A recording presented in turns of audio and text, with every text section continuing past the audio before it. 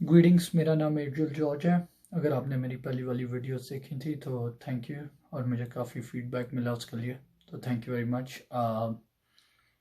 अगर आपको मेरी वीडियोस अच्छी लग रही हैं तो काइंडली लाइक करें प्लीज़, और अगर कोई फीडबैक है तो कमेंट्स में मेंशन करें। खैर, आज मैं बात करूँगा how to approach INBD। And just to make it simple, INBD national board part 1 और पार्ट 2 को इंटीग्रेट किया, that's why there is an I to it, INBD। तो उन दोनों को इकट्ठे मर्ज किया। पहले ये होता था कि पार्ट 1 में फर्स्ट ईयर सेकंड ईयर का सिलेबस आता था, और पार्ट 2 में थर्ड और फोर्थ ईयर का। अब उन्होंने इन दोनों को मर्ज किया। अगर आपने अभी तक पार्ट 1 दे दिया हुआ है, वेरी गुड, आप पार्ट 2 की तैयारी करें, और तैयारी करने के बाद जल्द से जल्द दे दें अपना पार्ट 2, विच इज़ गुड, क्योंकि आपके 5 अटैम्प्ट्स होती हैं पार्ट 2 क्लियर करने में। आई होप आप फर्स्ट टाइम में क्लियर कर लें, मैक्सिमम सेकंड, पर the earliest you do it the better it is. आपकी एप्लीकेशन ज़्यादा स्ट्रांग होती है अगर आपने फर्स्ट टाइम में दोनों किए हैं। मैंने फर्स्ट टाइम में किए थे and it does make a difference. उसके साथ आप पार्ट जो INBD है उसमें भी 5 अटैम्प्ट्स होंगे, तो आप 5 अटैम्प्ट्स के अंदर कंप्लीट कर सकते हैं। वैसे तो आइडियली आप कोशिश करें कि आप नंबर 1 पे करें, मतलब फर्स्ट अटैम्प्ट में करें। अब मैं बात करने लगा था INBD है क्या। It's not a clinical exam. मैं नीचे डिस्क्रिप्शन में डालूँगा लिंक्स, आपने उनको पढ़ें, देखें, थॉरली पढ़ें। इट्स वेरी गुड, क्योंकि मैं जब भी किसी एग्ज़ाम की तैयारी करता था तो जितनी इन्फॉर्मेशन होती थी मैं सब पढ़ता था। There shouldn't be an asymmetry of knowledge. देखें कि अगर मेरे पास कोई इन्फॉर्मेशन है और आपके पास नहीं है, तो एग्ज़ाम में I would go further ahead, मेरे पास ज़्यादा प्रोबेबिलिटी है जीतने की या पास करने की। तो मेक श्योर कि आप जो हैं वो पढ़ें सारी इन्फॉर्मेशन, डिस्क्रिप्शन, जो भी पास पेपर वहाँ पे गिवन है, मतलब सैम्पल पेपर गिवन है, उनके बारे में थॉरली पढ़ें। दैट बीइंग सेड, INBD के में 500 क्वेश्चन आएंगे, उन्होंने अभी तक मेंशन किया।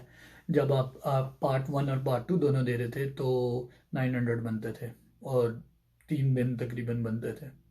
अब ये होगा कि 1.5 डे का ये एग्ज़ाम होगा, 500 क्वेश्चन आएंगे, और ये सिनेरियो बेस्ड, ये बेसिकली मेंशन ये किया गया है कि it will test your incognitive skills. Incognitive skill ये होते हैं कि आपको इन्फॉर्मेशन दी जाए और आप उन दो इन्फॉर्मेशन को मर्ज करें और उसमें से एनालाइज कर सकें। फॉर एग्जांपल, आपको बेसिक नॉलेज, बेसिक साइंसेस की नॉलेज दी जाए और आपको डेंटिस्ट्री की दी जाए, और उन दोनों को यूज़ करके आप पेशेंट सिनेरियो को डील कर रहे हैं।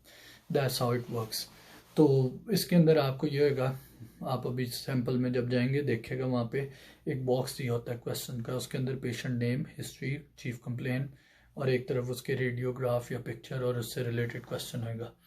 अब अमेरिका के अंदर जो एक चीज़ आपको बहुत ज़रूरी पता होनी चाहिए, पाकिस्तान में मुझे सर्जरी में याद है यूँ ही, अब whenever you have a patient the first thing you have to do is to see their systematic history.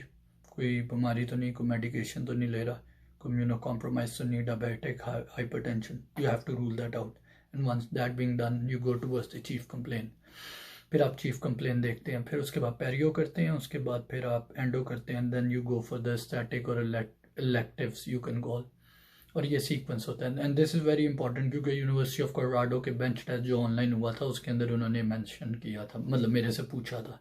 तो you have to follow this sequence and this kind of they want to see your approach. तो ये approach आपको समझने की ज़रूरत है। अच्छा, उसके बाद INBD जो है ये एक एग्ज़ाम होगा, I think it's better, come stress होगा। बहुत सारे लोग पैनिक करेंगे कि नया एग्ज़ाम है, पर I want to let you know, घबराना, क्योंकि by the end of the day जो भी एग्ज़ाम दे रहा है वो सब डेंटिस्ट हैं, एंड आइदर वे आप भी डेंटिस्ट हैं, वो भी डेंटिस्ट है। इस बार कोई एलियन नहीं आ रहा या कोई फरिश्ता नहीं आके पेपर दे रहा, आप और मेरे जैसे लोग ही दे रहे हैं। तो जो पहले नेशनल बोर्ड पार्ट 1 और पार्ट 2 देते थे वो अब NBD दे रहे हैं। You just have to adapt, analyse, और उसके मुताबिक प्लान करें, कोई बड़ी बात नहीं है। दैट बीइंग सेड, मेरी वीडियोस में ज़्यादातर कोशिश करूँगा, I will try to talk about 2 stuff.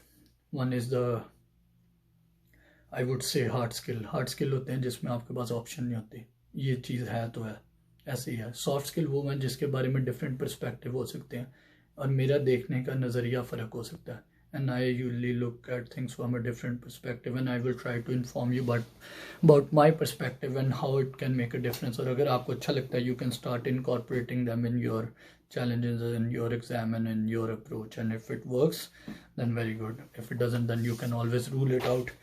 खैर, ये बात करके मैं आपको ये बता रहा था कि वो जो आपको फैक्ट्स देंगे, पेशेंट का नेम, हिस्ट्री, ये सारा, उसके अंदर जो इंपॉर्टेंट चीज़ आपको फिगर आउट करनी है कि आपको नॉर्मल वैल्यूज़ पता होनी चाहिए, ब्लड प्रेशर की, HbA1c की, हाइपरटेंशन की, क्योंकि वो आपको कंफ्यूज करेंगे। आपको वो HbA1c की वैल्यू दे देते हैं 6%, तो आपको लगेगा कि इन्होंने दी है तो इसका मतलब ये बंदा डायबिटिक है, हालांकि 6% नॉर्मल होती है, तो वो कंफ्यूज करेंगे। हाइपरटेंशन की ऐसी वैल्यू दे देंगे जो बॉर्डर लाइन पे होगी, और आपको कहेंगे कि ट्रीटमेंट करोगे कि नहीं करोगे। तो इस तरह आपकी बेसिकली आपको वैल्यूज़ का पता होना चाहिए, और वो भी ADA की गाइडलाइन के मुताबिक, पाकिस्तान या इंडिया की गाइडलाइन के मुताबिक नहीं, विच कुड वेरी। अमेरिका की बहुत सारी चीज़ें वेरी करती हैं, तो यू शुड बी श्योर कि आप उसको पढ़ लें एक दफ़ा, आपको पता होना चाहिए। मेडिकेशंस काफ़ी इंपॉर्टेंट है। आपको पेशेंट हिस्ट्री सिनेरियो में बताएंगे, एक पेशेंट को सूडोमेम्ब्रेनस कोलाइटिस है, सूडोमेम्ब्रेनस कोलाइटिस, और वो मेडिकेशन को ले रहा है, तो ज़्यादातर it is connected with clindamycin, या कोई वैसा ड्रग ले रहा है जो उसको इम्यूनो कॉम्प्रोमाइज़ कर रहा है। तो यू शुड बी अवेयर कि इम्यूनो कॉम्प्रोमाइज़ करने वाले कौन से ड्रग हैं, anti cancer drugs, immuno suppressants होते हैं, you should be aware about them. तो इस तरह की चीज़ें आपसे वो पूछ सकते हैं। तो आपको ड्रग्स, आपकी फार्मा स्ट्रॉन्ग होनी चाहिए, उनके साइड इफ़ेक्ट्स पता होने चाहिए, और उनके यूजेज और कॉन्ट्राइंडिकेशन थोड़े, आप ये चीज़ें आपको क्लैरिटी के साथ पता होनी चाहिए, क्योंकि सिनेरियोज़ के अंदर इसमें कंफ्यूज करेंगे।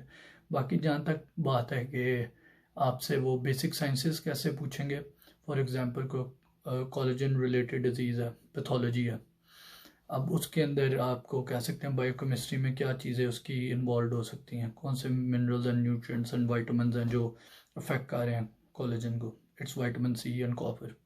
सो इस तरह वो आपको सिनेरियो बताएंगे जो आपको क्लिनिक में नजर आए, रिवर्स ऑर्डर में लेके जाएं, which shouldn't be too disturbing for you. और इसका एक बहुत अच्छा तरीका ये है तैयारी का, if you're a student, if you're a demo, और you're affiliated in a teaching hospital, ये सिलेबस लें, और सिलेबस ऑनलाइन पढ़ें, और इसके साथ आप ये भी कर सकते हैं, डेंटल डेक लें, it's the bible of national boards, it's very important. Get dental decks लाजमी INBD के लिए। लोग बोर्ड के एग्ज़ाम सिर्फ डेंटल डेक से भी पास कर सकते हैं, because it has more knowledge than required. बात होती है रिटेंशन की, रिटेंशन इज़ डिफ़िकल्ट, नॉलेज बहुत है अंदर, and it is the reference book. समझे, रेफरेंस बुक कभी गलत नहीं हो सकती किसी की भी, अगर वो जिस तरह ऑर्थोडोंटिक्स की प्रॉफिट थी, it can never be wrong, उसी से पेपर बनता था ज़्यादा दफ़ा, ज़्यादा मुल्कों में। तो इधर आपके पास अगर डेंटल डेक्स है तो दैट्स अ रेफरेंस बुक, तो you have to go for it. और अगर मैं और आप डिस्कशन कर रहे हैं, तो if I ask you what's the source of your information, और आप कहते हैं डेंटल डेक, तो आई कुड नेगेट इट। तो dental deck is very important. और जब आपके पास वो है, तो आप ये क्लिनिकल सिनेरियोज अपने हॉस्पिटल में या टीचिंग इंस्टीट्यूट में डिस्कस करें, क्योंकि आपको बहुत फ़ायदा होगा। क्योंकि अगर आप प्रैक्टिस में चले जाते हैं तो वहाँ पे things don't work according to the book, ये सबको पता है। वहाँ पे it's all about profit and collection and production, तो ये वहाँ पे नहीं होता। अगर आपने बाय द बुक पढ़ना है तो बेस्ट है। अगर आप डेमो हैं तो आप क्वेश्चन ही ऐसे बनाए जैसे INBD में बन रहे हैं, और अगर आप स्टूडेंट हैं तो कोशिश करेंगे कि टीचर से क्वेश्चन पूछें। तो और इसमें क्वेश्चन इस तरह आ सकता है कि एक टंग दिखाई, उन्होंने कहा कि उसके ऊपर वाइट लेयर है which is getting scraped of, तो आप व्हाट इज़ द चांसेस कि क्या होएगा इसको disease, you can say candidiasis most probably. वो उससे रिलेटेड आपको फिर आगे ड्रग पूछेंगे कि एंटी फंगल ड्रग कौन सा देते हैं। तो इस तरह एक सीक्वेंस है, आपको क्लैरिफाई होना चाहिए, और आप इसके बारे में मज़ीद पढ़ सकते हैं। अच्छा, अब आते हैं तैयारी के लिए। तैयारी में नंबर 1 डेंटल डेक्स बहुत ज़रूरी है। Dental decks you can never go wrong with them. 2 दफ़ा एटलीस्ट 2 दफ़ा पढ़ें। आप अगर जीनियस हैं तो 1 दफ़ा भी पढ़ लें, पर मैं अगर हूँ तो 2 दफ़ा पढ़ें। एंड आई मेक श्योर कि मैं इंपॉर्टेंट चीज़ें लिखता हूँ। और फेसबुक के ग्रुप्स होते हैं, बहुत अच्छे होते हैं, पर उनका राइट टाइम होता है ज्वाइन करने का। अगर शुरू में आपके पास नॉलेज नहीं है और आप फेसबुक का ग्रुप ज्वाइन कर लेते हैं और अगले बंदे को भी नॉलेज नहीं है, तो वो भी आपको गलत पढ़ाएगा, आप भी उसको गलत पढ़ाएंगे और दोनों बंदे एक दूसरे को खाई में गिराएंगे मोस्ट प्रॉब्ली। तो अक्लमंदी ये होती है कि आप अपनी बेस लाइन नॉलेज पहले डेंटल डेक्स से अच्छी तरह तैयार कर लें, so you have some kind of idea. उसके बाद फेस ग्रुप के ग्रुप्स पे डिस्कशन करें, ज्वाइन करें और डिस्कशन करें। फिर एक दूसरे को आप चैलेंज कर सकते हैं। और काइंडली प्लीज़ फेसबुक के ग्रुप्स पे ईगो फाइट्स ना करें प्लीज़। अब मैं अब डिटेल में नहीं जा रहा, पर keep it be very intelligent, क्योंकि आपका टाइम ज़ाया हो रहा है। आप नेगेटिविटी क्रिएट करेंगे तो आपका माइंड क्लटर होएगा। You should be very focus, तो जोन आउट करें, इन चीज़ों से अवॉइड करें। अगर कोई बहुत ज़्यादा शोर डाल रहा है उससे पूछें कि आपका सोर्स क्या, और अगर वो सोर्स सही दे रहा है तो अपना मुंह बंद कर लें, मान जाएं उसकी बात। अगर नहीं है उसके पास सोर्स तो समझ जाएं कि आप ठीक हैं, अपनी बुक से देखें। Bye the end of the day dental deck, वहाँ से डेंटल डेक, और कोई इतना बड़ा को आपको बहुत इधर या उधर जाने की ज़रूरत नहीं है। पास पेपर इसमें मुश्किल है। अगर आप अर्ली बैच में होंगे, अभी तक एग्ज़ाम नहीं हुए, तो आपको नहीं पता कि क्या होगा। उन्होंने एक तो सैम्पल क्वेश्चन दिए होंगे। आप तैयारी थोड़ी सी यही है कि डिस्कशन करें, डेंटल डेक्स करें, जो भी है, कोई इतना मुश्किल नहीं होना चाहिए। उसके सिवाय एग्जामिनर का माइंड सेटअप समझें। कोई भी एग्ज़ाम देने से पहले आपको एग्जामिनर का माइंड सेटअप समझना है कि उसका वो चाह क्या रहा है, पूछना क्या चाह रहे हैं। वो बेसिकली आपसे ऐसे सवाल पूछेगा जैसे वो अमेरिकन डेंटिस्ट से पूछ रहा। तो think like an American dentist, समझें। यूट्यूब पे वीडियोज़ हैं, आप उसको भी देख सकते हैं। जिस तरह अक्लूजन बहुत इंपॉर्टेंट है। For example first pre molar maxillary pre molar, ये बहुत फेवरेट है न बोर्ड्स का क्वेश्चन। इसकी मीडियल साइड पे कॉन्केविटी होती है जिसकी वजह से बैंड लगाना मुश्किल होता है। They will keep on asking about it बार बार। तो ये पेट क्वेश्चंस होते हैं। जब आपको समझ लग जाती है कि यार दांत नहीं बदलने लगे, मुंह की एनाटमी नहीं बदलने लगी, इधर से कान पकड़ लो या दूसरी साइड से आगे पकड़ लो, कान वही रहेगा। तो you need to figure out कि ये पूछेगा आपके इधर से, बात वही रहनी है, and you have to be confident. और इसको बार बार करें, रेपिटेशन से बिल्ड हो जाता है, डरने की ज़रूरत नहीं है। अक्लूजन बहुत इंपॉर्टेंट है। पाकिस्तान में बहुत ज़्यादा अक्लूजन नहीं पढ़ाते थे, इंडिया में भी मेरा नहीं ख्याल इतनी ज़्यादा पढ़ाई जाती है जितनी अमेरिका में पूछते हैं। तो make sure you concentrate on occlusion, and there are some really wonderful videos on YouTube, look them up. Dental anatomy की they are really good videos, so do that. Anatomy में ड्राइंग करें roots की, crown की, oblique ridge. Maxillary molar का सबसे बड़ा cusp कौन सा, मेसोलिंगुअल। ओब्लिक रिज किधर बनती है, सेंट्रिक अक्लूजन और फंक्शनल अक्लूजन और लैटरल एक्सकर्जन। ये सारी चीज़ें समझे, कोई इतनी मुश्किल नहीं। अभी मैं बोल रहा हूँ, आपको लग रहा होगा पता नहीं क्या बातें हैं। जब आप वीडियोस देखेंगे उसके बाद बुक पढ़ेंगे, आपको ऐसा ऐसा समझने लग जाएगी। कोई इतनी बड़ी बात नहीं है। अगर मैं कर सकता हूँ तो कोई भी कर सकता है, यकीन माने।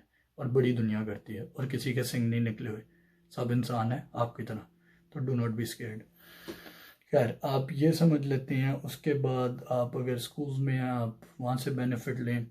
अब मैं आपको थोड़ा सा बता देता हूँ मैं कैसे नोट्स बनाता था, और मेरा माइंड सेटअप बहुत फ़र्क है, आपका फ़र्क हो सकता है। You could remember things after reading one in one go. मेरा प्रॉब्लम ये है कि I need to make sure मैं एग्ज़ाम फर्स्ट को मैं पास करूँ, और जब मैंने ये करना होता है तो आई मेक श्योर कि मैं फेल होने की प्रोबेबिलिटीज़ को मिनिमाइज़ करूँ। और मेरा सबसे बड़ा डर ये होता है कि मैं फेल इस तरह होऊंगा कि एग्ज़ाम में क्वेश्चन आएगा जो मुझे आता होगा और मैं भूल जाऊंगा।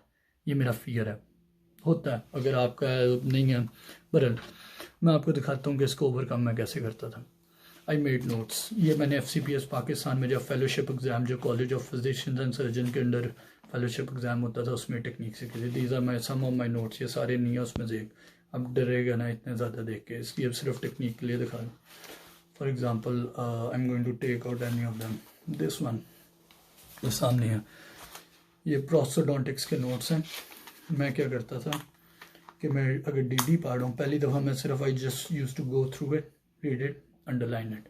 सेकेंड टाइम जब मैं पढ़ता था तो मैं उसको लिखने लग जाता था। ये जैसे फॉर एग्जांपल, पता नहीं आपको नज़र आ रहा है कि नहीं, इम्प्लांट्स हैं। इम्प्लांट्स को मैं लिख लेता था, उसके बारे में जो इन्फॉर्मेशन मुझे चाहिए थी। ये बेसिकली एक पेज के मैंने 4 पेज बनाए हैं।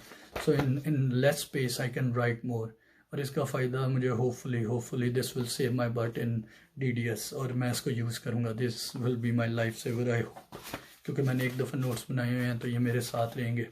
तो मैं आपको लाजमी कहूँगा ये वाली टेक्निक यूज़ करें। ये प्रोसेस हो गया, इसी तरह मैंने ऑपरेटिव के बनाए थे, एंडो के बनाए थे, and I have a huge chunk part 1 और पार्ट 2 का, and I will make sure मैं इनको अपने साथ रखूँ।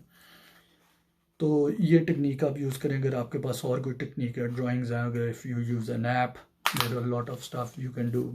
मैं ज़रा ओल्ड स्कूल हूँ, मैं लिखता हूँ बार बार। मेरे लिए मैं देखें, साइकोलॉजी ये फैक्ट बताती है, if you repeat stuff and if you right stuff, आपकी रिटेंशन बढ़ती है। एंड आई मेक श्योर कि मैं अपनी चीज़ों को बार बार लिखूँ और रिपीट करूँ, और मैं अपनी रिटेंशन बढ़ाता हूँ इससे। And I try to keep myself very relax during exams. I will, मेरी अगर किसी से लड़ाई है तो मैं उससे फ़ौरन फ़ोन करके माफ़ी मांगूंगा। मेरी गलती नहीं भी है, आई डोंट केयर। फ़ोन करें, कहानी ख़त्म करें, ज़िंदगी रिलैक्स करें। You have to choose your battles wisely. और उस टाइम पे एक चीज़ से फट लेते हैं, तो बाकी चीज़ों को ऑफ कर दें और stay tune to one thing, focus, ये बहुत ज़रूरी होता है। और इसके सिवाय मेरे ख्याल में यही मेरे पास इंफॉर्मेशन है। If you want to ask any further questions, kindly आप नीचे लिंक में कमेंट्स में मेंशन करें, और अगर मेरे से कोई और क्वेश्चन वगैरह कुछ भी है तो आप शेयर करें। Hopefully I will try to cover it up in my next videos, and I hope you found this useful. If you did, please hit the like button और comments में ज़रूर बताएगा। Thank you very much.